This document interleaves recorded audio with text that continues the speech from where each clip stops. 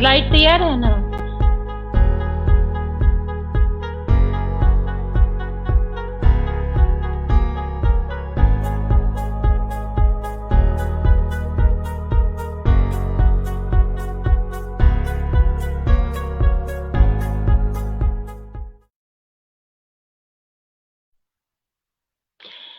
नमस्कार, मैं शेफाली सुरभि नवचेतना के मंच से आप सभी दर्शकों का हार्दिक स्वागत और अभिनंदन करती हूँ। उषा किरण जीवन के अंधियारे को दूर करती है, एक उम्मीद, एक आस आती है हर तम के बाद, एक सुखद एहसास, एक आस हर भोर जीवंत कर जाती है। नमस्कार, मैं आपसे हमसे एक हमारी दर्शक जुड़ी हैं चेतना भाटी। नमस्कार मैम। और आज जिन शख्सियत से कार्यक्रम शख्सियत से साक्षात्कार में आपसे रूबरू होंगी, मैं जिनसे मिलवाने जा रही हूँ आप लोगों को, उनके विषय में बताऊं कि उन्होंने एक जीवन की वो उषा है, और जैसा उनका नाम है मैं ले रही हूँ। और उनके विषय में मैं बताना चाहती हूँ कि उन्होंने बहुत सारा मैथिली और हिंदी में लेखन कार्य किया है, और उन्हें बहुत सारा सम्मान भी प्राप्त है। सम्मान की जब हम बात कर रहे हैं तो बात करेंगे, महादेवी वर्मा सम्मान मिला है उन्हें। और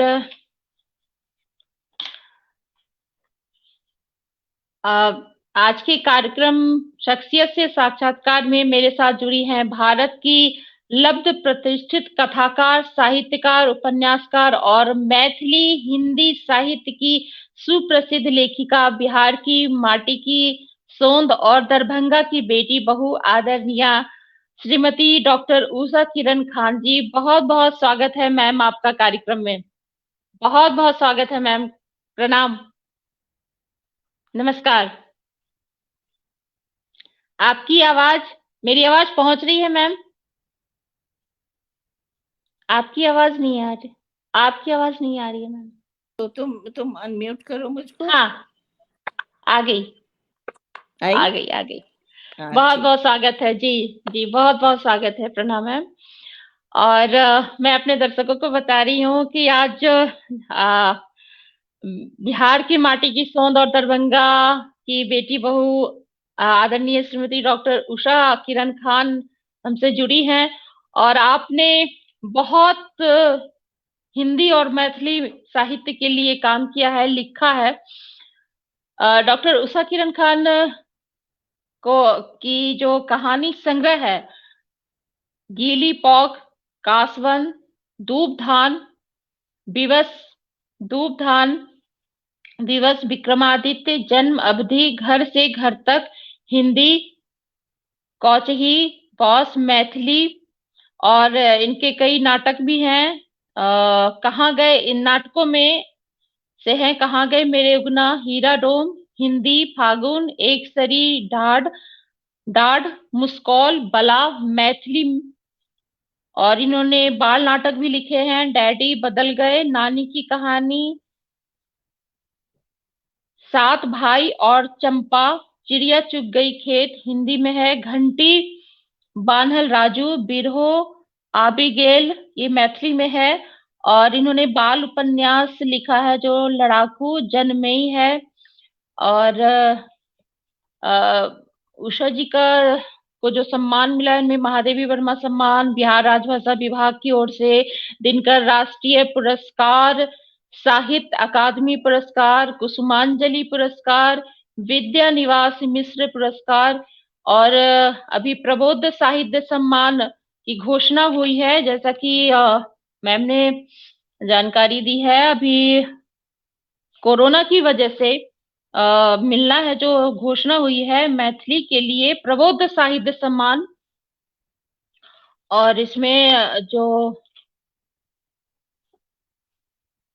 पद्मश्री से सम्मानित है मैम, और जो 7 उपन्यास हैं, इस 7 उपन्यास में पानी पर लकीर, फागुन के बाद, सीमांत कथा, रत्नारे नयन हिंदी में है, अनुत्तरित प्रश्न, हसीना मंजिल, भामती, सिरजनहार हिंदी में है और इसका अनुवाद भी हो चुका है। और ये मैथिली में है, हिंदी में एक है अगन हिंडोला और गई झूलनी टूट हिंदी, और एक और आई है हिंदी में, खेलत गेंद गिरे जमुना में। अभी अभी ये आई है, प्रकाशन होना है इसका। तो काफी कुछ पद्मश्री और भारत भारती सम्मान से सम्मानित हैं डॉक्टर उषा किरण खान। काफी इन्होंने हिंदी में और मैथिली साहित्य के लिए अपनी काफी रचना की है। मैम, अब आपसे मैं समझना चाहूंगी, हमारे दर्शक जुड़े हैं, स्वागत कर रहे हैं, और उषा भटनागर हैं। बहुत बहुत नमस्कार।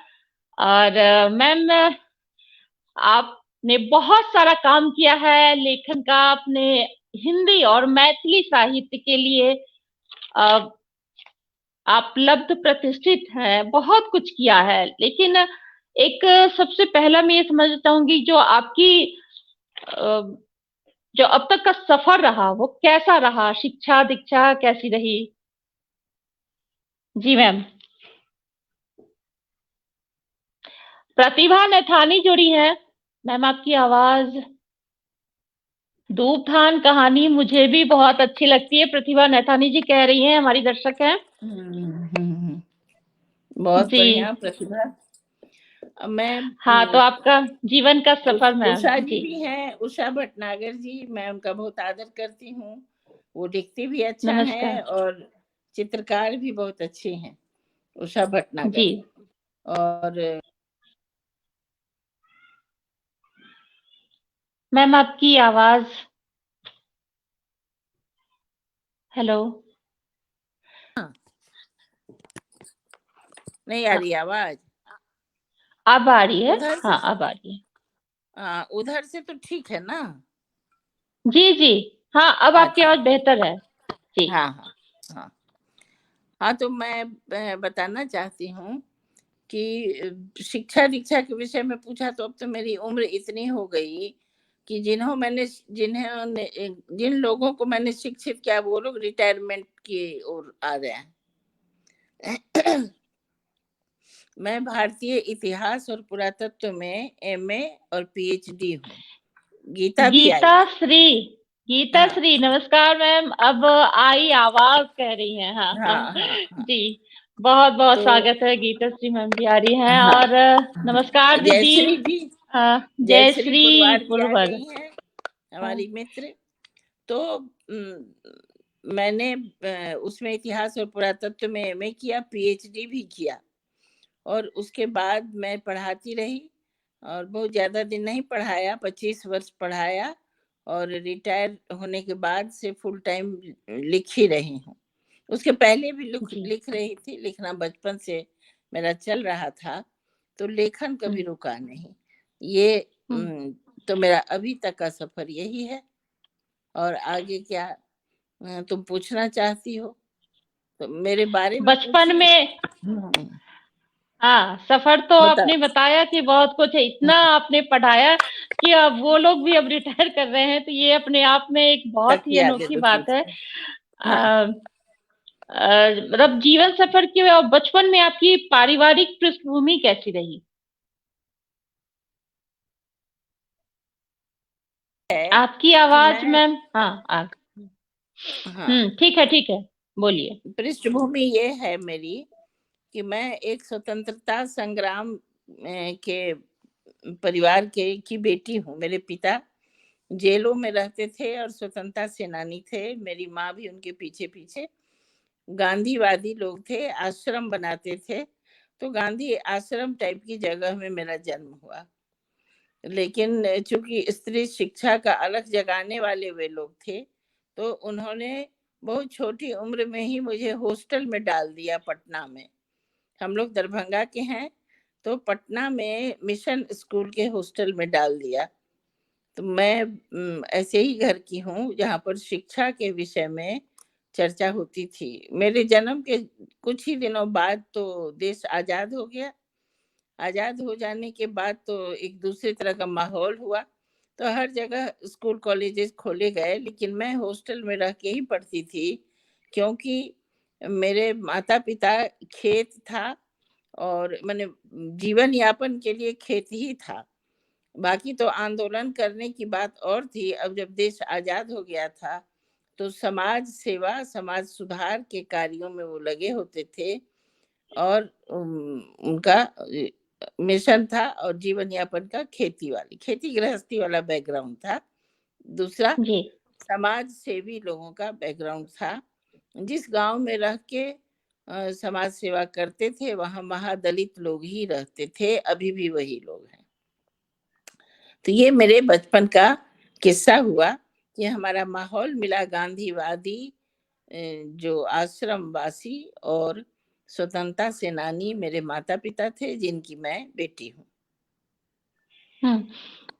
आप लेखन के अलावा आपकी और क्या रुचि है मैम? सबसे बड़ी रुचि तो है गपशप करना, जो तुम्हारे साथ अभी कर रहे हैं। ये मेरी सबसे बड़ी रुचि है। वो चाहे बहुत कोई बढ़िया। मेरे साथ रहे, बड़े से बड़ा विदेशी आदमी, दूसरी भाषा बोलने वाला, या हमारी अपनी मैथिली मातृभाषा या हिंदी राष्ट्रभाषा, और कुछ और भाषाएं जानती हूँ जो उत्तर भारत की भाषाएं हैं, प्राय सबको समझ लेती हूँ। तो इन सारी भाषाओं में बात करने वाले लोग होते हैं, उनके साथ मुझको बहुत मजा आता है। ये मेरा सबसे बढ़िया बढ़िया हॉबी मेरी है। दूसरी बात, असल में तुम जो पूछ रही हो, तो जी हम लोगों के समय में स्कूलों में ज्यादातर जो हम लोग जब स्कूल में पढ़ने लगे बचपन से और हॉस्टल में रहने लगे, तो वहाँ तरह तरह की चीजें जो सिखाई जाती थी, आर्ट एंड क्राफ्ट, वो चाहे सुई धागा से हो या पेंटिंग ब्रश से हो, तो उस आर्ट और क्राफ्ट के साथ जो हमारा जुड़ाव था, वो मुझे पसंद था। आर्ट एंड क्राफ्ट जरूरी नहीं है कि सब में मैं निष्णात हूँ, लेकिन सब कुछ थोड़ा बहुत आता भी था और अच्छा भी लगता था। एक चीज है जो मैं बहुत अच्छा नहीं कर पाती थी, वो था पेंटिंग वगैरह। पेंटिंग अच्छा नहीं कर पाती थी, लेकिन करती तो थी, मगर मुझे पसंद बहुत था। ये हॉबी है कि मैं दूसरों को देखती हूँ तो बहुत अच्छा लगता है पेंटिंग्स। इसी की तरह गायन, संगीत संगीत मुझे बहुत पसंद है, लेकिन मैंने कभी गाया नहीं, कभी गीत सीखा नहीं, और ना ही वो जो जितना कुछ इंस्ट्रूमेंट होता है म्यूजिकल, वो भी मैं कर नहीं पाई, लेकिन वो मुझे पसंद बहुत है। तो जी मगर हॉबी असल में अगर है तो सिर्फ पढ़ना, किताबें पढ़ना तरह तरह की, और समाज के साथ मिलके चलना, काम करना। समाज में जो जहाँ भी मुझे होता है, मैं वहां जाती हूँ, और सामाजिक कार्य में मेरा नाम है। जी बहुत अच्छी। जो आप अंततोगत्वा आपकी जो लेखन, एक साहित्यकार की जो एक बेचैनी होती है, एक इच्छा होती है सोते जागते पढ़ना पढ़ना, तो वो पढ़ना भी आपका एक एक तरह से एक दोस्त है। प्रतिभा नेतानी क्या कह ग्रामीण परिवेश पर लिखी श्रेष्ठ कहानियों पर आधारित हिंदी दिवस पर आकाशवाणी देहरादून से मैंने उषा जी की कहानी दूबधान पर कार्यक्रम प्रस्तुत किया था। इसके अलावा हीरा डोम नाटक भी बढ़िया लगा आपका, कह रही हैं जी। बहुत अच्छा, बहुत कि अच्छा। आप प्रतिभा पहाड़ों तुम्हें पे भी मेरे छाई हैं। जी। और गीता श्री मिथिला पेंटिंग बनाती हैं दीदी, अरे वाह, ये तो बहुत ही अच्छी बात बताई है गीता जी। बहुत बहुत अच्छा थैंक यू, बहुत बहुत धन्यवाद। लोक अच्छा। गीत गाती हैं दीदी, आपके राज खुलते जा रहे हैं मैम। ये ये सब सच जो है कि समाज सुधार की चाहत उषा दी के लेखन में और जीवन में दिखाई देता है। बहुत बढ़िया मैम। हाँ बोलिए। देखो, बात ये है कि गीता श्री हमारी गप गोष्ठी की स्थायी सदस्य हैं। तो सदस्य हैं, तो उसमें तो सिर्फ उन्होंने लिखा भी है इसके पहले कि मस्ती बहुत करती हैं दीदी। तो फिर मस्ती करने में मैं गाना भी गा लेती हूँ, लोकगीत भी उन लोगों के साथ गा लेती हूँ और पेंटिंग का अपना कुछ नक्शा खींच देती हूँ। लेकिन वो एक होता है मिथिला में हम लोग के यहाँ अरिपन, हुँ। अरिपन, जो अल्पना जी, जी। जिसको कहती हो, अल्पना अल्पना और कहते हैं। हाँ, हाँ। हर जगह और भी कुछ कह सकती हो, लेकिन अरिपन उसको हम लोग मिथिला में कहते हैं। तो अरिपन जो है वो बहुत ही ज़रूरी है हमारे यहाँ।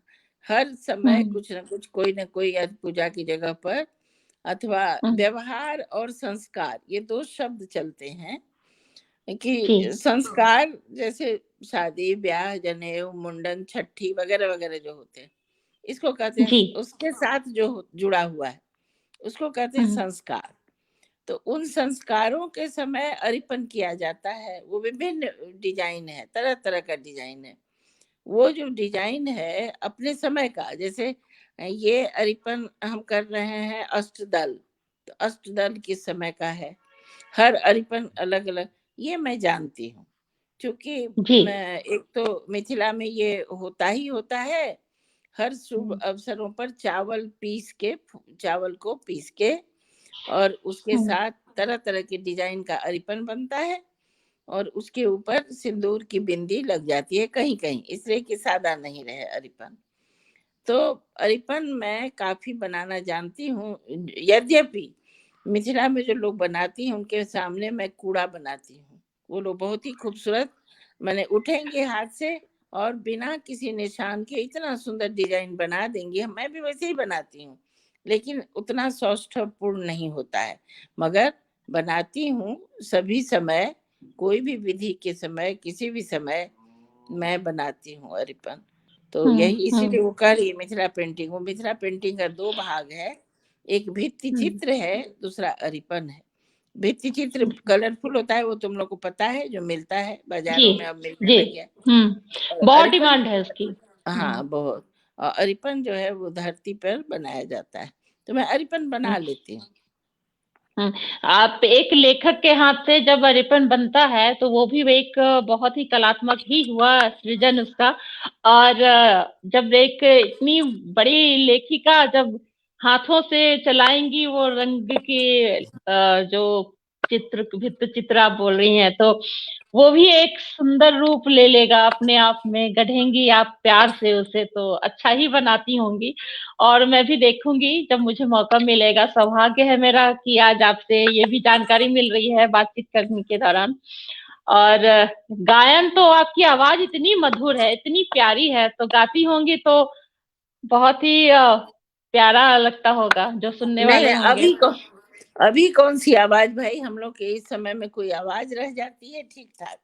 तब चलो, नहीं, फिर भी तुम आई लोगों के नहीं, साथ फिर भी हाँ। तो फिर भी अच्छी आवाज़ है और आप जब पहले गाती होंगी तो समझिए मंत्रमुग्ध हो जाते होंगे सुनने वाले। और चलिए, मैं सौभाग्यशाली खुद को समझ रही हूँ कि मैं आपसे बात कर रही हूँ मैम। मेरे मन में बहुत सारी जिज्ञासा हो रही है हाँ, आपसे हाँ, जानने पूछो। की कि विवाह के बाद आपने अपने साहित्य सफ़र को कैसे जारी रखा विवाह के बाद? असल बात, विवाह जिस समय हुआ उस समय मैं ठीक से पढ़ी-लिखी भी नहीं थी। हम लोगों के यहाँ बहुत छोटी उम्र में शादी हो जाया करती थी, तो मैं 15 साल की थी और मेरे पतिदेव 18 साल के थे। इतनी उम्र में अच्छा। शादी हो गई। तो मैं ओह! 11वीं कर रही थी और मेरे पतिदेव +2 करके बीए में चले गए थे। तो हम लोग दोनों पढ़ने लगे, क्योंकि हम लोग पढ़ने लिखने वाले घर के लोग थे। लड़कियां नहीं पढ़ा करती थी, मेरी उम्र की शायद ही कोई लड़की रेगुलरली उसी समय पढ़ा होगा उसने, और 10th मैट्रिक पास किया होगा, नहीं था। तो लेकिन मैं तो एक समाज सुधारक और स्वतंत्रता सेनानी की बेटी थी ना, तो मेरे हुँ, लिए तो पढ़ना जरूरी था।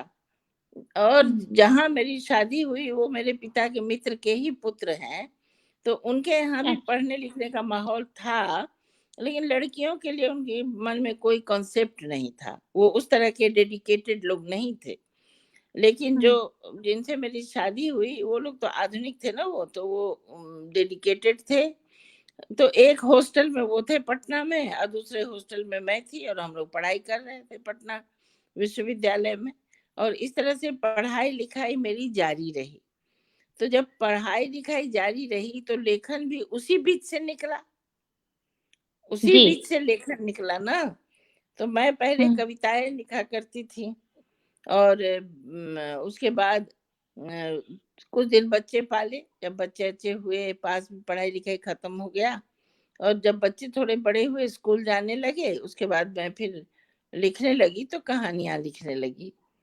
तो पढ़ाई लिखाई और परिवार, उसमें से समय जरूर निकालना पड़ता है लेखक को।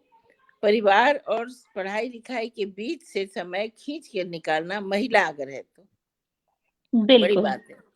पुरुषों के लिए उतना कठिन नहीं है जितना हम लोग के लिए है। आपको आपके घर में कोई लिखने की छूट दे सकता है, आप जो चाहे करने की छूट दे सकता है, लेकिन आपको, आप जैसे हम लोग, अगर कोई पुरुष होता है लेखक, तो उनको उनकी माँ, बहन, बीवी, कोई भी, कोई स्त्री स्त्री ही कोई, उनको चाय जी। बना के देगी, नाश्ता बना के देगी, उनकी तकलीफ का ध्यान रखेगी। मगर स्त्री को कौन चाय और पानी तक भी पिलाता है? कोई नहीं, करता ही नहीं कोई है नहीं। कोई। जब मेरी पत्नी लिख रही है और इनको मुहैया कराओ कोई चीज, ऐसा नहीं होता है। तो स्त्रियां सही। अगर लिखती हैं तो तलवार की धार पे चलती हैं। परिवार से, अपने अपना अपना घर में जो आप हैं, मैं तो मान लो मैं नौकरी भी बाद में करने लगी, लेकिन जो नहीं करती रही है फुल टाइम लेखिकाएं जो थी पहले भी, उन लोगों को भी अपने घर परिवार से समय खींच के निकालना पड़ता है। विरोध नहीं है, मैंने मेरे साथ तो कोई विरोध, किसी सबको अच्छा ही लग रहा था कि मैं लेखक हूँ, लेकिन वो मेरे लिए थोड़े ना कुछ कर देगा, वो मुझे ही करना होगा। तो स्त्रियां इस मामले में बहुत ही ज्यादा सशक्त मेरी समझ में है कि वो अपना स्वयं का काम भी खुद करती हैं, सोचती भी खुद है, लिखती भी खुद है। तो उसमें से मैं भी हूँ। बहुत सही बात बोली है कि खुद सशक्त हैं, क्योंकि पुरुषों को तो महिलाएं ही सपोर्ट करती है, लेकिन महिलाओं को करती खुद का सपोर्ट खुद करना खुद पड़ता है। खुद बहुत करना सही पड़े, कोई बोली। दूसरा आपका सपोर्ट नहीं करेगा। वो ठीक हम्म। है, आपको बाधा नहीं पहुंचाएगा, लेकिन बहुत सारी हम्म। हमसे जो पूर्ववर्ती महिलाएं कुछ थी, उन लोगों का हम्म। की आत्मकथाएं पढ़ पढ़ के तो लगा है कि उन लोगों को तो रोकने वाले भी थे लोग, जी। बिल्कुल। उनके घर में लोग रोकते भी थे। हम लोग के साथ ये बात नहीं हुई, लेकिन हाँ, कोई अलग से कोई सपोर्ट नहीं किया। लिख रही है, बहुत हम्म। अच्छा कर रही है, ठीक है। अगर किसी हम्म। को मेरे लेखन से कोई तारीफ कर दिया कि भाई आपकी पत्नी या आपकी बहन या आपकी माँ बहुत अच्छा लिख रही है, तो बड़े प्रसन्न हो जाएंगे, हाँ बहुत अच्छा, बहुत अच्छा। लेकिन वो आपको अलग से कोई सपोर्ट नहीं करेंगे, ये हाँ, बात जैसे बेटा होता है कि वो गीता श्री मैम कुछ कह रही हैं, आज एकदम अलग उषा जी दिखाई दे रही हैं। उषा दी, मजेदार बातचीत, लेखक का यह रूप भी सामने आना चाहिए। बहुत सही। जी, महिलाओं के लिए बहुत कठिन होता है ये, कह रही हैं। नीलम श्रीवास्तव भी जुड़ी हैं। बहुत सही कहा दीदी। आपको, और चेतना भाटी है। मुश्किल सही मैम, समय छीन कर निकालना पड़ता है। सभी लेखिकाओं का यही है, और लेखिकाओं की अलग मुश्किलें, स्त्री होने के कारण घर परिवार के बीच से समय चुरा कर निकालना पड़ता है। बिल्कुल सही कह रही है गीता जी। दीदी की प्रिय फिल्म, हीरो हीरोइन के बारे में पूछिए, फिल्म कितना देखती है। अरे वाह, ये कह रही है फिल्म कितना देखती है मैम, गीता जी कह रही हैं। ये भी राज का पर्दा उठ गया। जी ये अब बताइए, नहीं, अब सवाल है। हाँ हाँ, ये सवाल बहुत एक अच्छा और है। भेद है, गीता जी भेद खोल रही है। मिथिले हाँ, मिमिक्री, मिनी मिमिक्री मिमिक्री बहुत बहुत करते हैं। करती हैं दूसरों की। वाह, अब लीजिए। मैं यहाँ, देखो देखो, मैं हाँ। यहाँ मैं यहाँ किसी की मिमिक्री नहीं करने वाली हूँ, लेकिन लेकिन हम ये लोग, भेद लेकिन खोल दिया मुझको है। हाँ, हाँ। लेकिन मुझको मजा आता है दूसरे की मिमिक्री करने में। तो तो एक ये गुण है मैम, बहुत बड़ी हम्म, कला है। एक छोटा सा किसी का, जो आप हाँ, पसंद करें। ना ना, वो हमको, वो एकदम, वो ऐसे नहीं होता है, वो एक्सटेम्पोर बातचीत में हो सकता है। सुनो, जी जी तो जी। सिनेमा जहाँ तक बात है कि हम अभी अब कहाँ सिनेमा देखते हैं, अब 10 साल से हम किसी सिनेमा हॉल में नहीं गए। जब मेरी बेटी आई फिल्म में या दामाद आ गया तो चले गए, नहीं तो ऐसे नहीं गए। लेकिन पहले हम लोग जब स्टूडेंट थे तब जरूर फिल्म बहुत देखते थे। हम लोग हॉस्टल से लड़कियां निकलते थे और हमारा पटना में पहले आईएससी में जब मैं थी तो मगध महिला कॉलेज है और उसके ठीक सामने 2-3 सिनेमा हॉल है।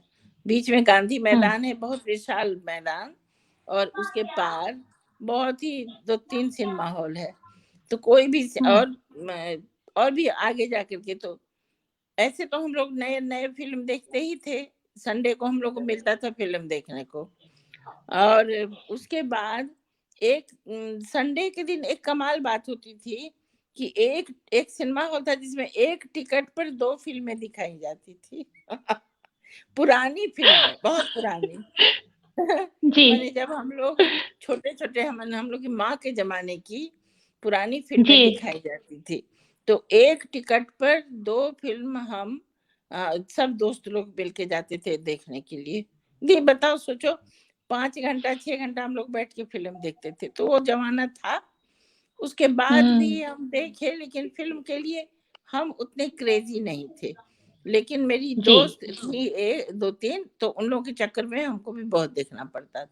अब वो हीरो हीरोइन पूछ रही है कि आपको हीरो कौन सा पसंद था भाई? तो भाई हमारे समय का हमको पुराने हीरो के बारे में कुछ ना अंदाजा नहीं, लेकिन हमारे समझ में हमको, जो कि हम लोग से तो बड़े थे लेकिन उस समय खूब चल रहे थे, ऐसे हीरो में हमको राज कपूर बहुत पसंद थे। जबकि अच्छा। हमारे हॉस्टल में झगड़ा होता था कि किसी लड़की को दिलीप कुमार बहुत पसंद है, किसी को राज कपूर, किसी को देवानंद। ये 3 आदमी उस जमाने में काफी टॉप हम लेवल के लोग, थे। हाँ, टॉप मोस्ट थे। हम्म। तो बहुत पसंद थे हम लोगों को।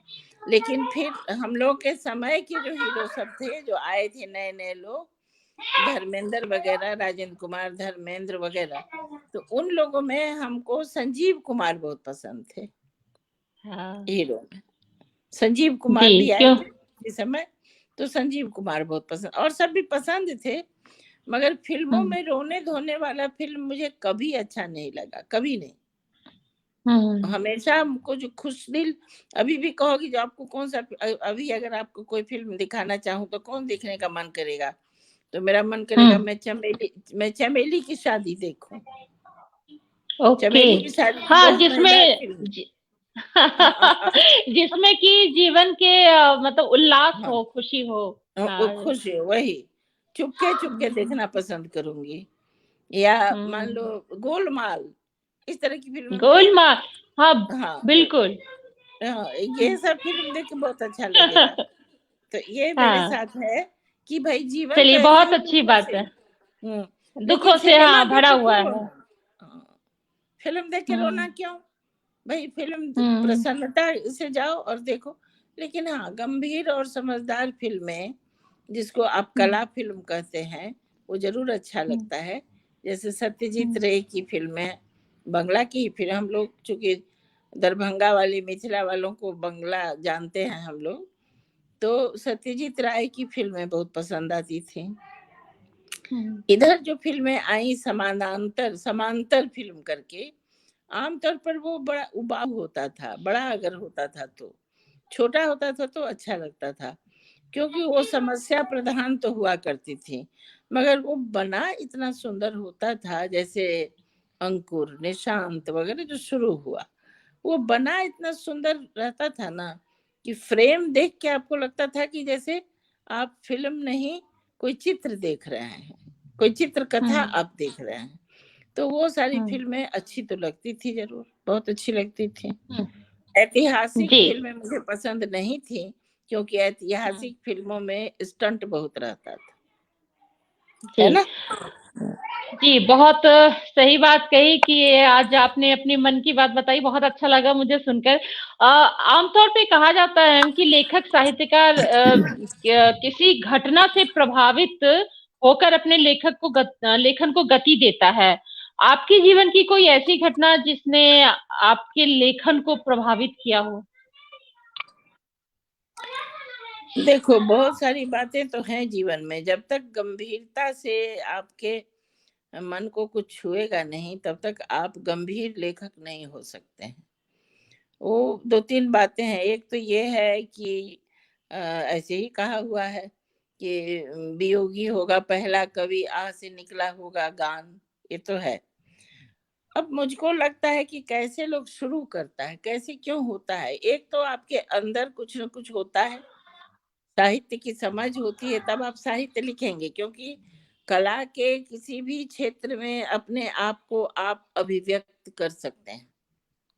कई क्षेत्र जी। है ना कला के, गायन है, चित्रकारी है, मूर्ति कला है, बहुत सारी कला है, तो आप उसमें व्यक्त कर सकते हैं अपने को। लेकिन लेखन में व्यक्त वही करता है जो लिखना जानता होगा, माने जिसके पास कलम है। जानने का मतलब ये नहीं कि कोई निष्णात हो जाए। जानने का मतलब ये है कि थोड़ा बहुत भी तो जानेगा लिखना। बिल्कुल लिखना नहीं जानेगा तो कैसे होगा।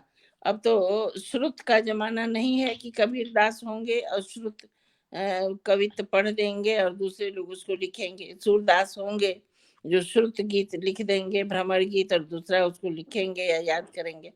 तो अब कलम या अब आजकल के समय में कंप्यूटर, तो कलम और कंप्यूटर जब आप जानते होंगे तभी आपको लिखने का मन करेगा। लेकिन ठीक है, अब है, जहाँ तक मैं अपने समझ से समझ रही हूँ, कैसे बहुत ज्यादा पढ़ा तो मन में लगा कि अच्छा इतनी इतनी बड़ी बड़ी बातें लोग पढ़ लिख रहे हैं, तो मैं भी क्यों न लिखूं, ये मन में होता है। दूसरी बात, बहुत बातें जो कथा रूप में मुझे कहनी है, उसका सीधा कारण ये है कि आपके पास कि आपको बहुत आपके मन में ये भाव आ रहा है, हर का के मन में नहीं आता है। जो लेखक है उसके मन में ये भाव आ रहा है, और वो किसको व्यक्त करे, किसे कहे, उसको जो कहना है वो बात कौन सुनेगा, वो किसे कहे। जैसे दूब बिल्कुल। दहान कहानी है जो पूरे भारत में, हुँ, जो हुँ, हिंदी के लोग पढ़ा जिन्होंने, उनको दूबधान कहानी ने उद्वेलित किया है। क्यों हुँ, किया है? क्योंकि उसमें ऐसी बातें हैं जो जिसने मुझको उद्वेलित किया, लेखक को। और वो लेखक किसी को कह नहीं पाया। मैं सच में किसको कहती ये बात, किसी को हुँ, नहीं कह पाती। तो मैंने जी। कलम से उसे लिखा। तो मैं अपने विषय में ये जानती हूँ, और यही शायद सभी लेखकों के साथ होगा जो गंभीर लेखक हैं, कि वो हुँ, जो कुछ कहना चाहते हैं, सुनने के लिए कोई नहीं बैठा होगा। गीता श्री से पूछो कि उसके जी। मन में जो बात आती होगी वो किसको कहेगी, कौन है बैठ हुँ, बैठ के सुनने वाला। आपके घर में बिल्कुल। यदि यदि आप ज्वाइंट परिवार है, तो आपकी सास ननद आप ही की रुचि को है, ये तो जरूरी नहीं है कि आप जो कह रहे हैं वो समझे या आपकी बात सुन कि हुँ, क्या भाई, अपने बात नहीं करके ये सारी समाज की बात कर रही है। लेखक कौन होता है? लेखक तो समाज की बात करता है, दीन हुँ, दुनिया की बात करता है। ये बात सुनने के लिए कौन घर में बैठा हुआ है? नहीं है। और आपके हाथ में लेखनी है, आपको लिखने का कौशल आता है, तब आप लेखक बन जाते हैं। तो मैं भी लेखक ऐसे ही समय बन गई जब मेरी बात सुनने को कौन बैठा हुआ है? कोई नहीं। सब अपना अपना काम कर रहा है, लेकिन मेरे मन में तो उथल पुथल है। मैं ये बात तो कहूंगी, ऐसा तो मैं नहीं कर पाऊंगी खुद। बिल्कुल। अगर मैं हुँ, जाके समाज में खड़ी होकर के लोगों को चिल्ला के समझा नहीं पाऊंगी, तो कहानी लिख हुँ, करके, कहानी के माध्यम से लोगों के दिलो दिमाग में ये बात पहुंचा दूंगी। मेरे लिखने का प्रस्थान बिंदु यही है कि जो बात जी, मैं नहीं कर सकती, जो नहीं कर सकती, उसको मैंने लेखन में दे दिया है उतार ताकि दिया, आप ढाल दिया। हुँ, ओ, हाँ अपने कोरे कागज पे अपने मन की जो हाँ, शब्द मन की हैं, जो बात, हाँ, हाँ उसे उकेर दिया। जी, बहुत हाँ बढ़िया। ओके, हाँ रत्नारी नयन के कुछ अंश आप पढ़ सके मैम, हमारे दर्शकों के लिए तो बहुत अच्छा लगेगा मैम। हाँ, जी। क्यों नहीं। रत्नारी नयन मेरा जो उपन्यास है, वो मेरे उपन्यास लिखने का यही मैंने तरीका निकाला। एक तो बहुत सारी लगभग 100 कहानियां लिख गई, तब मैंने जी उपन्यास लिखना शुरू किया। तो पहला उपन्यास मेरा फागुन के बाद था, और ये जी एक तरह से दूसरा उपन्यास है। इस बीच में छात्र आंदोलन में मारा गया एक लड़का चंद्रशेखर, बिहार में ही, उसके ऊपर सीमांत कथा नाम का उपन्यास है। लेकिन जो रत्नार फागुन के बाद 1957 के इलेक्शन की पूर्व संध्या पर लिखने वाला है, अंत है उसका। इसी तरह रत्नारे बिल्कुल। नयन, हाँ, हम्म। रत्नारे नयन जो है सो गांव से आके अब पटना केंद्रित हो गई। राजनीति, समाज नीति, शिक्षा नीति, जितना कुछ है उस सपने का की भूमि पटना है, क्योंकि वो राजधानी है, वहीं से सब कुछ होगा। तो लोग हम्म। राजधानी की ओर केंद्रित हो गए। तब राजधानी जो है ना हमारा पटना, पटना एक पाटलिपुत्र था ना, प्राचीन स्थान है। जी जी, तो पाटलिपुत्र। हाँ, हाँ पाटलि तो इस पाटलिपुत्र का व्यक्तित्वीकरण, मतलब पर्सनलाइज किया है मैंने उसको रत्नारे नयन के रूप में, पर्सोनिफिकेशन मैंने किया है जी। रत्नारे नयन में। तो रत्नारे नयन का जब पटना का पर्सोनिफिकेशन होगा तो उसमें राजनीति रहेगी ही, क्योंकि ये तो हम्म। राजधानी है, तो राजधानी में तो राजनीति होगी ना। और बिल्कुल। राजनीति किस किस समय राजनीति वहां पर आ जाएगा, यही हम इसलिए यह ये गीता श्री कह रही है कि कॉमेडी फिल्म की मुरीद है। हम तो हैं ही। मैंने तो कहा कि मुझसे कहो देखने के हाँ। लिए, तो मैं कॉमेडी। चमेली की शादी देखना पसंद करूंगी। और दीदी ने मेरी भी पसंद की फिल्में हैं, क्या लिखी हाँ, है? हाँ, बहुत सही कहा आपने। हाँ, सब बहुत पसंद कर रहे हैं आपको। हाँ जी। भाई हाँ, ये भी कह रही हैं, वाह हर नई आदमी नई से पूछो दिल बातें, से नई नई कि बातें। कि रोने वाली फिल्में किसको पसंद है? किसी सही स्त्री को बात। नहीं पसंद होंगी, सबको हंसने वाली। तो सुनो, तो ये जो है एक समझो राजनीतिक उपन्यास है, और इसमें थोड़ा सा इतिहास का पुट है जरूर। जो कैसे जी। पाटलिपुत्र में तरह तरह के लोग आके बसे। वो तो स्वागत। गंगा और सोन और पुनपुन नदी ने मिट्टी तो छोड़ दी, वहां बाग बगीचे फूल तो हुए, इसलिए पाटली ग्राम उसका नाम था, और पाटलिपुत्र हो गया जब राजधानी बना तब। 6th सेंचुरी बीसी की बात है जब ये राजधानी बना, आज से कितना 1000 साल पहले। तो 6वीं लेकिन पटना, शताब्दी। हाँ, 6th सेंचुरी बीसी। लेकिन अब जो है सो पटना जो राजनीति का ही गढ़ है, और यहाँ पर जैसे जैसे नेता है वैसी वैसी राजनीति हुई, ये भी सब कोई जानता है। तो बिल्कुल। ये सन 2000 को, तुम तो बहुत छोटी हो, लेकिन तुमसे जो हम्म। बड़े हैं उम्र में उनको पता है कि सन 2000 तक या सन 2005 तक बिहार की स्थिति क्या थी। एक तरह से जंगल राज कहा जाता था। लेकिन हाँ, मैं उस जानती हूँ, मैं जानती हूँ मैम। अच्छा, हम्म। तो ये हम्म। सन 2000 के इलेक्शन के पूर्व संध्या पर उपन्यास खत्म होता है। तो अच्छा। हम एक नेता और उसकी पत्नी जो बहुत सेंसिटिव है, हम्म। वो उसका मैंने अंतिम भाग जो हम कहेंगे तो तुमको बहुत कुछ समझ में आ जाएगा, वो मैं पढ़ रही हूँ, रत्नारी बिल्कुल। नयन का आखिरी भाग।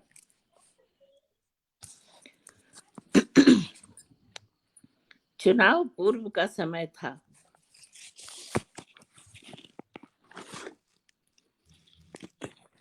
तरह तरह के राजनीतिक सेमिनार हो रहे थे। बबलू उनमें व्यस्त रहने लगा था। बुद्धिजीवी मित्र मंडली के कार्यक्रमों में शामिल होने के कारण आला कमान को की नजरें टेढ़ी दिख रही थी। यद्यपि बुद्धिजीवी मित्र मंडली सेवा वाले दल का ही था, तथापि उससे आला कमान बिदक रहे थे। बबलू को बहुत सारे दांव पेंच समझ में अब आने लग गए थे। हुसैन अख्तर के अब्बा ने इसे एक दिन बुलाकर कहा कि किस सिरदर्द कार्टून से हुसैन की शादी करा दी। इसकी बीवी तो मजदूरिनों का जत्था लिए फिरती रहती है, उसके पैर घर में टिकते ही नहीं। आखिर हमारा एक ही लड़का है, वह बड़ा काम कर रही है चाचा। मजलूम औरतों की दुआएं आप लेंगे। अच्छी लड़की है नजमा, तुम्हारी बहू भी तो अच्छी लड़की है, इसी मोहल्ले की बेटी है। मजाल है कि कभी हमें देखकर सिर पर पल्लू न रख लिया हो। और ये तो हमारी बहू तो सिर उघाड़े दुनिया जहान की तकलीफें दूर किए चलती है, और अपने घर की तकलीफ के बारे उसे कुछ नहीं पता है। घर के बुजुर्गों की देखभाल करती है, बाहर करती ही नहीं है, बाहर क्या करेगी। बबलू के पास इसका कोई उत्तर नहीं था। रूपा का अपना स्वभाव था, वह दादी के साथ पाली गई अकेली लड़की थी। घर से बाहर बहुत रहना उसे स्वयं पसंद नहीं था। चुनाव की तिथि तय हो गई थी। बबलू गोप बेहद तनाव में था। आला कमान का मुंह सुजा हुआ था, परंतु पार्टी का टिकट इसे मिल गया। इस बार मुकाबला कड़ा है। विपक्षी दल की स्थिति मजबूत है, किसी पार्टी से समझौता भी नहीं किया गया है। सब भार खुद उठाना है, जान लीजिए। जरा सा भी ढील दीजिएगा तो चले जाइएगा, सुप्रीमो ने कहा था।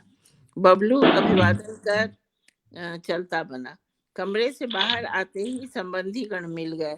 बहुत मशक्कत करना पड़ा है आपके लिए बबलू जी, सुप्रीमो सीधे ही नहीं हो रहे थे। बहुत निगेटिव रिपोर्ट आपके लिए हुआ है, समझ गए कि नहीं समझे।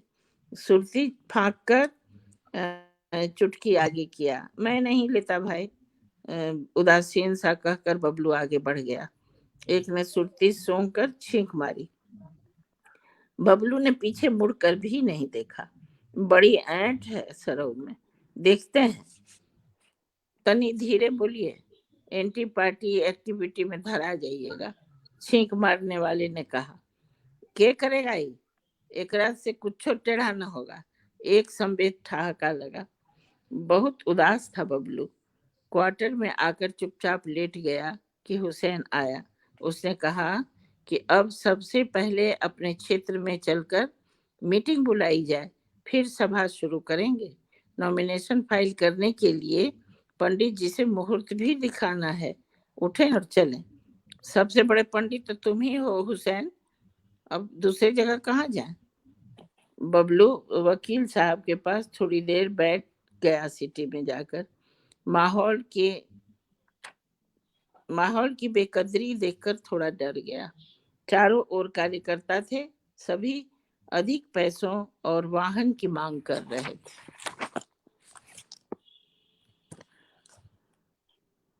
आम चुनाव के सिर्फ 2 दिन अब बाकी थे। हुसैन ने बबलू के कानों में कुछ कहा। बबलू घर के निजी गुहाल में बने कमरे की ओर चला गया। वहीं वैसे लोगों से गुफ्तगू करता था। पता नहीं, रूपा का जी घबराने लगा कि बबलू किधर चला गया। वह उदास भी रह रहा है आजकल। रीना ने चुनाव प्रचार से लौटकर कहा कि इस बार स्थिति उतनी अच्छी नहीं है। बबलू को खतरा लग रहा है। बबलू के ऊपर कुछ खतरा लग रहा है। रूपा ने कमरे से निकलकर इधर उधर देखा। चारों ओर बत्तियां गुल थी, सिर्फ गुहाल के कमरे में बत्ती थी। वह उधर गई। कमरा अंदर से बंद था, खिड़की के पल्ले भी जुड़े हुए थे। अंदर से खुसुर फुसुर की आवाज आ रही थी। रूपा ने देखा, झिरी से झांक कर बबलू और हुसैन सामने बैठे दर्जन भर अनजान अनोखे अजीब से व्यक्तियों को गिन गिन कर पैसा दिया। एक एक हथियार और कारतूस के डब्बे दिए। चुनाव प्रचार बंद हो गया था। यह क्यों और क्या हो रहा है? क्या बूथ कैप्चर करने की योजना बन रही है? रूपा के दिल ने कहा, ना, बबलू एक आदर्श नौजवान है, वह ऐसा कभी नहीं करेगा। आंखें दिल को धक्का बता रही थी। रूपा के हाथ पैर ठंडे पड़े। खिड़की छोड़ धीरे धीरे चलकर कमरे में आ गई। पल्ले से खट की आवाज हुई। बबलू ने चौंक कर देखा। हुसैन झिरी से झांकने लगा। लौट कर बताया, भाभी थी, चली गई। बबलू सत्ते में आ गया। अपने आप को सियासत की गलियों में लौटा लाने में उसे चंद पल लगे। रूपा बेजान सी बिस्तर पर पड़ी रही। दूसरे दिन सुबह वसंत का आगमन हो चुका था। चौक के चबूतरे वाले पीपल झिरझिराए प्रौढ़ पत्तों की को छोड़कर कोमल कोमल कोपलों से भर उठा था। मुलायम ललछौहे हरित पत्र। अखबार वाले गांव गांव साइकिलों पर गट्ठर लादे गुजर रहे थे। दूध के पैकेट वाले ठेले चौक पर बिलम गए थोड़ी देर। सड़क किनारे चाय के हाथों ढाबों में सिगड़ी सुलगाने का उपक्रम हो रहा था। माताएं स्नान को गंगा की ओर बढ़ रही थीं। कंधे पर बैग लादे रूपा गुजर गई। मामूली सी बात है, दादी को देखने जा रही होगी। सारे पहचान वाले यही समझ रहे थे। जी।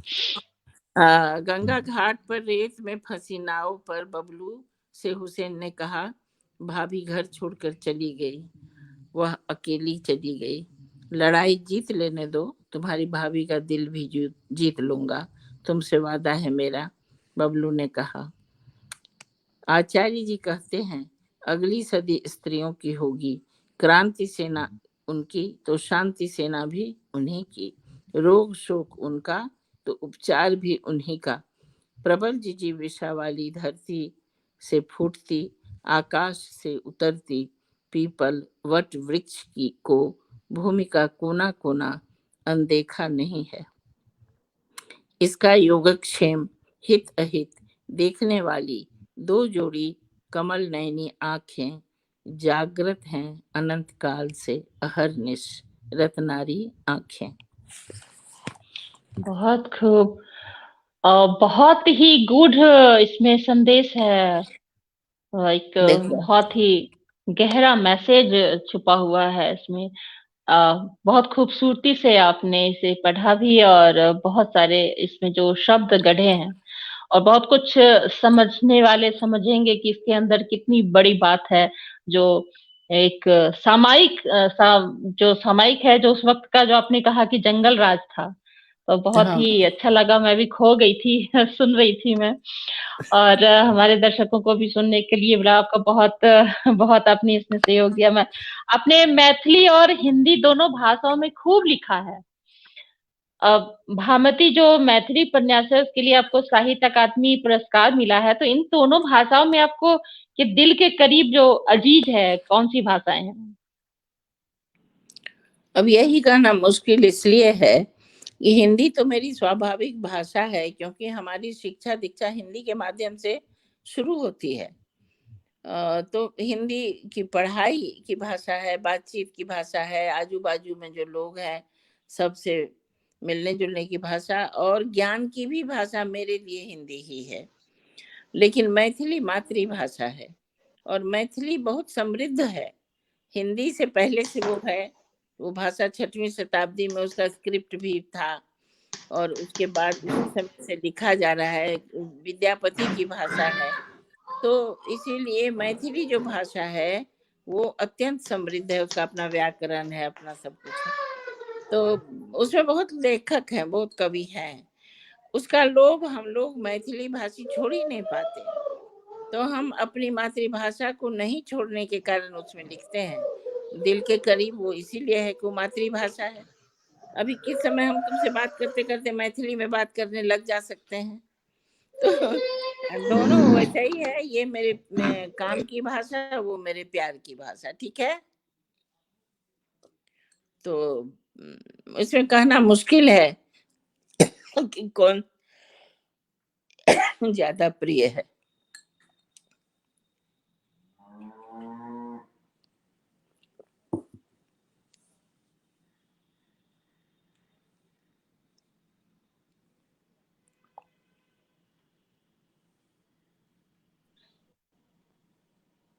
जी मैम। हाँ, वो थोड़ा सा आपकी कहानियों के पात्र कभी उषा किरण जी से संवाद करते हैं? बहुत बढ़िया। अंश पढ़ा दीदी ने, गीताश्री बोल रही हैं। हम्म। ऐसा है कि मेरी कहानी के जो पात्र हैं, कहीं भी कितने भी पात्र हैं, वो सारे सच्चे हैं, काल्पनिक पात्र बिल्कुल नहीं। रत्नारे नयन के भी सारे पात्र हैं, तो सारे सभी कहानियों के भी और उपन्यासों के भी आधार हैं। तो वो तो संवाद करते हैं, ऐसे भी उनको पता नहीं कि मैंने उनके बारे में लिख दिया है, नहीं वो संवाद करते हैं। और तुम जो कह रही हो वो बात हम समझ रहे हैं, मतलब किताब से आके करते हैं कि नहीं, कोई प्रश्न उठाते हैं कि नहीं, अभी तक नहीं उठाया है, हो सकता है कभी उठाए। जी जी जी, बिल्कुल होना भी चाहिए, क्योंकि एक लेखक जो होता है एक जिम्मेदार पद होता है समाज का। वो आईना जैसे जो देखता है और फिर जो गढ़ता है उसको फिर अपने शब्दों के माध्यम से एक बहुत संदेश देता है। तो आपने बहुत काम किया है इस पे। अ, आज आज साहित्य को पढ़ने वाले कम हो गए हैं क्या मैम? क्या सोशल मीडिया इसकी वजह है या कुछ और? पहली बात तो यह है कि साहित्य किसी भी समय कम पढ़ा गया है। साहित्य देखो, ज्ञान विद्या जो है ना, वो सब में हो सकता है, बहुत सारे लोगों में हो सकता है। साहित्य की तो रुचि जिसको होगी वही पढ़ेगा। ये पहले भी हमेशा से यही बात है कि जिसको रुचि होगी वही साहित्य पढ़ेगा, जिसको रुचि होगी वही जाके नाटक देखेगा, वही गायन जाके सुनेगा। सब नहीं सुनते हैं। मैं अगर रेडियो चला देती हूँ सुबह में, जिसमें क्लासिकल गायन होता है, तो हमारी जो काम करने वाले लोग हैं वो लोग कहते हैं क्या ये सुन रहे हैं। तो सबका अपना, सबकी रुचि अलग होती है। संगीत उसको पसंद है लेकिन वो नहीं पसंद है। साहित्य क्लासिकल वस्तु है, तो वो क्लासिकल चीज हमेशा माइनॉरिटी में रहा है। तो तुम लोगों को ये भ्रम है कि कभी कम है कभी ज्यादा है, वो नहीं है। बल्कि फेसबुक होने से साहित्य में इजाफा हुआ है, कमी नहीं हुई है। अब उसमें ऐसा नहीं है कि फेसबुक पर जो कविता कहानी लोग लिखता है भेजता है वो सारे के सारे चौपट है, ऐसा नहीं है। हाँ, इतना है कि अगर हम लोग संपादक के पास कहानी कोई भेजता था तो उसको नहीं पसंद है तो लौटा देता था। जो सुधार करना है आपको कहता था इसको सुधारिए। अब फेसबुक में ये ऑप्शन नहीं है। बस तुमको अच्छी बुरी सब पढ़नी पड़ेगी, लेकिन साहित्य उससे कम हुआ है ऐसा मैं नहीं मानती हूँ। साहित्य अपना स्थान छेक के बैठा हुआ है और कभी भी स्थान नहीं छोड़ेगा। मैं बिल्कुल निराश नहीं हूँ। जी, आपने बहुत ही सशक्त तरीके से कहा है कि जो अपना एक वजूद है साहित्य का वो कायम रहेगा। बहुत अच्छी बात। आपने उपन्यास, कहानी संग्रह, नाटक, बाल उपन्यास और बाल नाटक भी लिखा है। तो इन सब के लिए विषय का निर्धारण आप कैसे कर लेती हैं मैम? शायद ये कठिन है, हम सब जैसा समझते हैं। जी।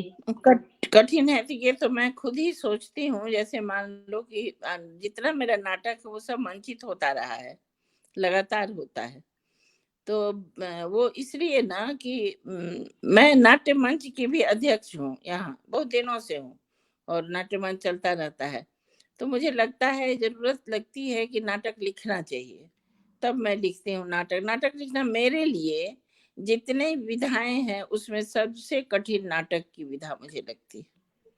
क्योंकि नाटक लिख के किताब छपा लो तो कोई बड़ी बात नहीं है, लेकिन नाटक लिख के आप मंच पर ले जाओ और मंच में लोग उसको पसंद, निर्देशक भी पसंद करें उस नाटक को, अभिनेता अभिनेत्री भी पसंद करें और जो दर्शक हैं वो भी पसंद करें।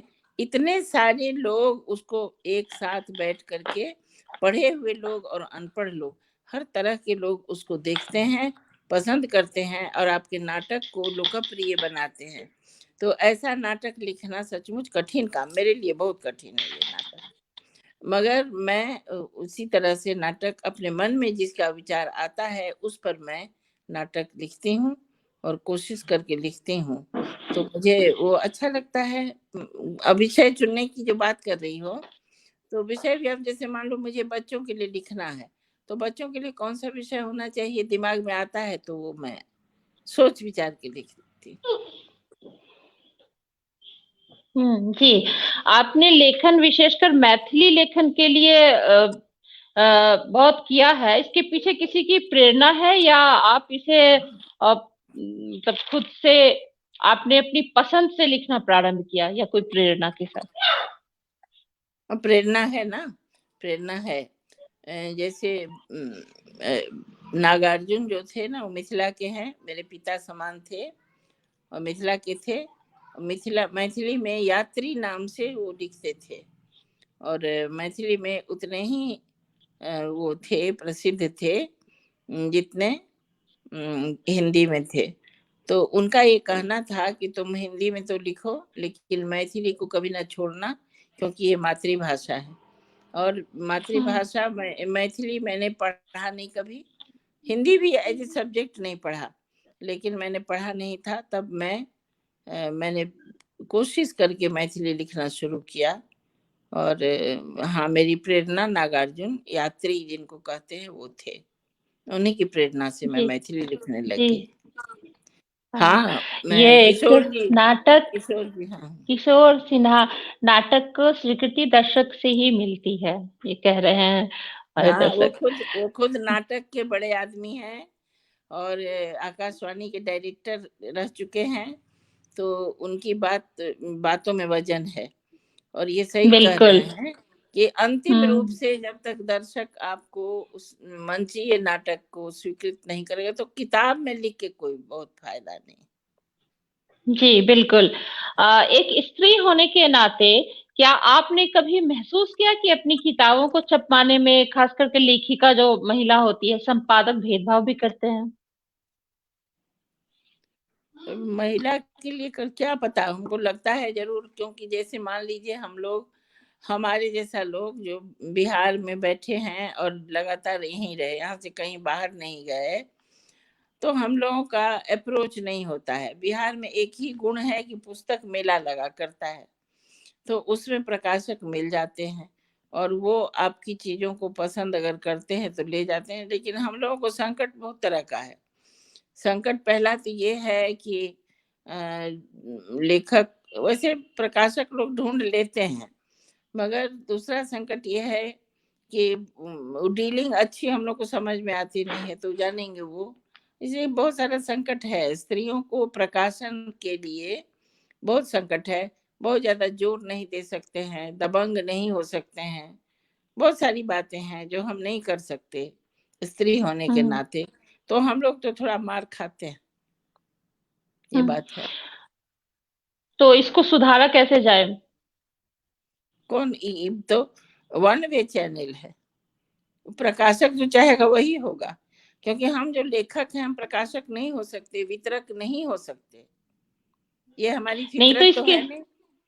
जी, अब वो लेकिन क्या इसकी करेगा? हाँ हम्म, सही बात है। वो क्या करेगा, हम नहीं जानते हैं। ये सब कहने से प्रकाशक लोग बड़े दुखी हो जाते हैं, हम लोग शिकायत करते हैं। लेकिन हम्म। ये बात सच है कि आप क्या बेचते हैं, क्या करते हैं नहीं जानते। वो तो कहते हैं कि नहीं बिक रहा है, वो कहते हैं कि साहित्य नहीं हम्म। बिकता है। नहीं हम्म। बिकता है भैया, तो हम बिल्कुल जो खाकपति थे वो करोड़पति हो गए कैसे, और लेखक और नीचे की ओर गया कैसे? लेकिन आप इस बात को, क्योंकि उस मामले में वो लोग ज्यादा संगठित हैं, लेखक संगठित नहीं है, हाँ, तो इसीलिए। लेखकों को संगठित होने की आवश्यकता है। तो तुमको लग रहा है कि है। लेखक संगठित होंगे? लेखक का संगठित होना मेढक के तौलने जैसा है, तो कभी नहीं हो सकता है। तो ये कोशिश होनी चाहिए कि इस जो सुधार हो आने वाले दिनों में। आपकी कहानियों में स्त्री पात्रों को आपने कैसी जगह दी है? देखो, हम स्त्री हैं तो स्त्री पात्र ही ज्यादातर कहानियों में होता है। बहुत कम कहानियां ऐसी हैं जिसमें स्त्री पात्र नहीं है और पुरुष पात्र ही सशक्त है या परिवेश सशक्त है। लेकिन स्त्री पात्र तो होगा ना, होगी ही सशक्त मेरी, क्योंकि मैं स्त्री हूँ। तो मेरी स्त्री पात्र का स्थान है। मैंने स्त्री को रोते हुए नहीं दिखाया, बहुत समझौता करते हुए बहुत ज्यादा नहीं दिखाया है, अपनी कमर तान के खड़ी होती है ऐसा दिखाया। लेकिन एक आरोप मेरे ऊपर है, तो वो अपना विचार है मेरा। आरोप ये है कि रेबेल इतनी नहीं हो जाती है कि झंडा उठा के सड़क पर निकल जाए, ऐसी पात्र आमतौर पर मेरी नहीं है। ये आरोप भी है। तो आरोप है तो मैं स्वयं इस विषय को, 2-3 बातें हैं जिसको मैं जो नहीं मानती हूँ उसको लिखना भी नहीं चाहा कभी। पहली बात तो ये है कि मैं हमेशा जोड़ने में विश्वास करती हूँ, तोड़ने में नहीं। लेकिन यदि आपकी जान जाती रहे तो तोड़ना ही चाहिए। मैंने ऐसा नहीं है कि तोड़ना नहीं चाहिए, तोड़िए आप सब कुछ। लेकिन अगर जब जान जाती हो, जब आपका संकट इतना गहरा हो कि तोड़े बिना नहीं बनेगा, तभी टूटिए, वरना टूटना नहीं चाहिए। टूटना मतलब समाज से टूटना। परिवार जो है वो समाज का ही अंग है, इसीलिए समाज से टूटना मैं कह रही हूँ। और मेरा ये भी विचार है कि अगर समाज में कभी भी निराश नहीं होना चाहिए, जैसे अभी खूब निराश हैं हम लोग, इतना न धार्मिक और जातीय युद्ध, जातीय और धार्मिक वैमनस्य अनेक प्रकार से, प्रशासन से लेके समाज के ठेकेदारों तक होता रहता है। तो ये जो सारी चीजें होती रहती हैं, इन सारी चीजों के लिए तो हम लोगों को खड़ा होना न चाहिए। तो स्त्रियों को खड़ा जरूर होना चाहिए, लेकिन स्त्रियों को रूढ़ नहीं होना चाहिए, ऐसा मैं मानती हूँ। तो इसीलिए मेरे ऊपर ये आरोप है कि मैं हमेशा समन्वय की चर्चा क्यों करती हूँ, क्योंकि मुझे ये पसंद है। मैं एक गांधीवादी परिवार की गांधीवादी लड़की हूँ। मुझे तोड़ना नहीं पसंद है और बहुत लाउड होकर के हिंसात्मक ढंग से कोई भी काम करना मुझे नहीं पसंद है। तो मेरे पात्रों को भी मैं वैसा पात्र चुन ही नहीं सकती मैं। किशोर जी कह रहे हैं प्रकाशक की मोनोपोली है, इसलिए आजकल सहकारी प्रकाशन का चलन बढ़ा है। बहुत बड़ी बात कह रहे हैं मैम। ये बहुत अच्छी बात है, ये अच्छी बात है, यही तो होना लेखक चाहिए। लेखक का संगठित होना मेढक को तौलने जैसा, क्या बात कही, तारीफ करी है मैम कुमुद रंजन झा जी। हाँ, नहीं, बात यहाँ पे लेखक और महिला लेखक की हम कर रहे हैं, तो बहुत सारी लेखिका हैं और आप वट वृक्ष की तरह हैं। आपसे प्रेरणा लेकर के जो हम बच्चे हैं और जो भी आप भविष्य में आने वाली पीढ़ी है, लेखक प्रकाशक के हाथ में है, प्रकाशित करें, और वह भी सही तरीके से। यह मुश्किल हो जाता है, उषा भटनागर जी कह रही हैं। तो यही हम चर्चा कर रहे हैं कि जो मुश्किल है, उस मुश्किलात से हमें निकलना होगा, संगठित होना होगा, और महिला लेखिका जो है उन्हें जो कुछ नहीं मिल पाता है वो मिलना चाहिए। अब समय देखिए धीरे धीरे बदल रहा है, तो महिला लेखिकाओं के साथ बहुत सारी समस्याएं होती हैं। आप उस दौर को देखी हैं, और आपसे हम प्रेरणा ले रहे हैं, जो आने वाली आगे पीढ़ी है, तो उन्हें भी एकजुट होने की आवश्यकता है, बहुत जिसके बहुत लिए मैं जरूरी, भी, बहुत जरूरी। हाँ, बहुत जरूरी है। नहीं तो ऐसे तो फिर वो ऐसे ही पिछड़ती रहेंगी। बहुत अच्छी लेखिका हैं, और जो बच्चे हैं वो भी आ रहे हैं। जो मतलब नई जनरेशन है, मैं जिसकी बात कर रही हूँ, संत कुमार सहनी जी आए हैं, हमारे दर्शक हैं।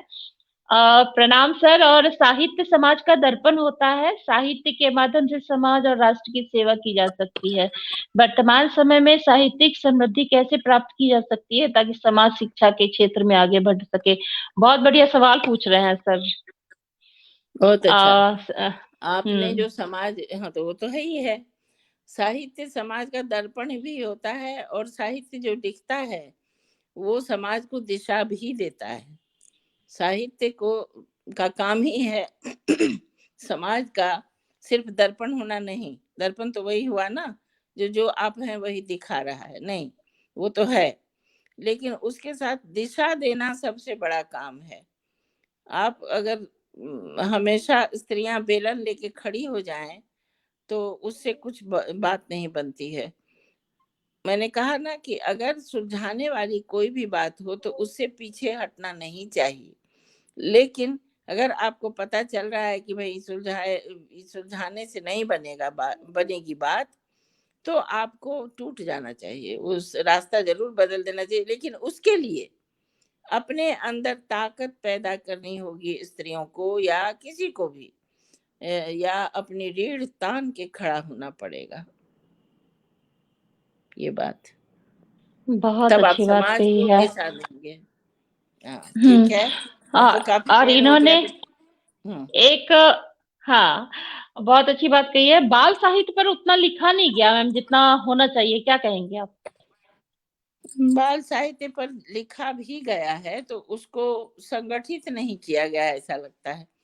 और जैसे मेरा ही जो जितना पूछ रही हो ना, उतना सब एक जगह छप के रखा हुआ नहीं है। छपा हुआ है यहाँ वहाँ वहाँ वहाँ, लेकिन एक जगह कलेक्टेड नहीं है। तो ऐसा मैंने देखा है कि जैसे बिहार में भी तब है क्या, कई लोग सिर्फ बाल साहित्यकार भी होना चाहिए, जैसे हैं कुछ लोग अपने यहाँ भी, तो बाल साहित्यकार को उतना नहीं तवज्जो दिया गया है, इसलिए बहुत ज्यादा नहीं। मगर जहाँ जहाँ बाल साहित्य, जैसे मान लीजिए बाल हम लोग स्कूल में स्किट करते रहे, किया फेंक फाक दिया, ध्यान नहीं दिया, साहित्य इस प्रकार से लुप्त होता रहा है बाल साहित्य। लेकिन एक नया मुहावरा बाल साहित्य के लिए गढ़ना पड़ेगा। इसलिए गढ़ना पड़ेगा कि अब हमारे बच्चे राजा रानी की वो झूठी कहानी, फैंटेसी सुनना नहीं पसंद करते। तो अब आप उनको आज के अनुसार यदि साहित्य लिख के दीजिएगा तो उनको पसंद आएगा, वैसा नाटक लिख के दीजिएगा तो वो करेंगे। ये मैंने देखा है। पुरानी बातों को भी नए कंटेक्स्ट में किया जाए तब बाल साहित्य में वृद्धि भी होगी और क्वालिटी भी आएगी। ठीक है, बहुत अच्छी बात। और चलते चलते आखिरी सवाल, बहुत आपसे सवाल तो बहुत हैं लेकिन समय की भी अपनी एक बंधन होता है। तो चलते चलते एक संदेश क्या देना चाहेंगी, जो आपकी प्रिय कुछ कहानी है वो उसके विषय में, और संदेश हमारे दर्शकों को जो साहित्य पढ़ने वाले और लिखने वाले हैं और आगे की जनरेशन के लिए? जी मैम। भाई मेरी तो देखो, अब तो कहानियां कई जगह फ्लिपकार्ट वगैरह में भी मिल जा रही हैं, अमेजन में मिल जा रही हैं, तो जब जिसको जो इच्छा हो तो कोई कथा संग्रह मंगा सकते हैं। ये बात बहुत बड़ी बात है। हम लोग के समय में किसी की किताब खोजने जाते थे तो दुकान में मिलती नहीं थी और जल्दी से पता नहीं चलता। अब अभी जो कुछ इस तरह का ऑनलाइन कुछ चला है, ये सब बहुत अच्छी चीज है और बहुत बढ़िया हमको लग रहा है कि वो हुआ। अब है सुविधा है, हाँ, फैसिलिटी है। सुविधा बहुत हो गई। तो मेरा अपना विचार है कि सभी लोगों को पढ़ना जरूर चाहिए। एक दूसरे को पढ़ो तो ज्यादा ज्ञान होगा। क्षेत्र का भी, जो तुम हरियाणा और पंजाब और हमारे जो भगवान दास मोरवाल टाइप के लेखक, वो लोग उधर की बात लिखते हैं तो हम यहाँ बैठ के जानते हैं। तो हमारी बात तुम लोग जानते हो क्योंकि हम लोग का अंतर तो है। तो इसीलिए साहित्य को समझने के लिए, समाज को समझने के लिए पढ़ो खूब, यही मेरा संदेश है। जी, बहुत बहुत अच्छी बातचीत रही हमारी, और सौभाग्य हमारा रहा कि आपने इतना अपना बेशकीमती समय दिया। इसके लिए बहुत बहुत धन्यवाद। और फिर आपसे मुलाकात होगी, अगली कड़ी में बात करूंगी। और तमाम जुड़े दर्शकों का भी बहुत बहुत धन्यवाद। प्रणाम मैम, नमस्कार। तमाम जुड़े दर्शकों का भी प्रणाम, नमस्कार।